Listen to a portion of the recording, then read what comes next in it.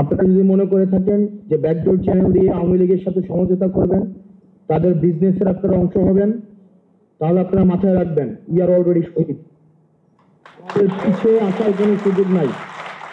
ইতিহাসে যে বিদ্যমান রাজনৈতিক দলগুলোই এই কাজ করার কোনো ধরনের দ্রুততম চিন্তা করছেন, আপনারা আমাদেরকে ভুলে যাবেন না।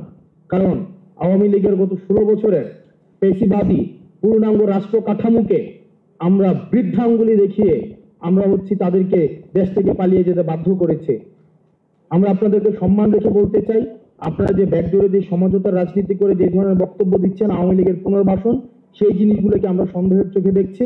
সেই জিনিসগুলোকে আমরা মনে করি যে আমরা ফেসিবাদ বিরোধী শক্তিগুলো যেভাবে ঐক্যবদ্ধ ছিলাম এবং পরবর্তী সময়ে আওয়ামী লীগ পরবর্তী বাংলাদেশে ফিরবে কি ফিরবে না সেই আলোচনা শুধু এখনো আসে নাই, বরং আওয়ামী লীগের বিচার নিশ্চিত না করা পর্যন্ত যারা ওই আলোচনাটি দিচ্ছে তারা কখনোই এই ফেসিবাদের জুলাইয়ের গণঅভ্যুত্থানকে কখনোই তারা হৃদয়ে ধারণ করেনি।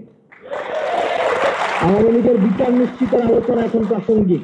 আওয়ামী লীগের পুনর্বাসনের আলোচনা, আগামী নির্বাচনে আওয়ামী লীগ অংশগ্রহণ করবে কি করবো না সেই আলোচনা প্রাসঙ্গিক নয়।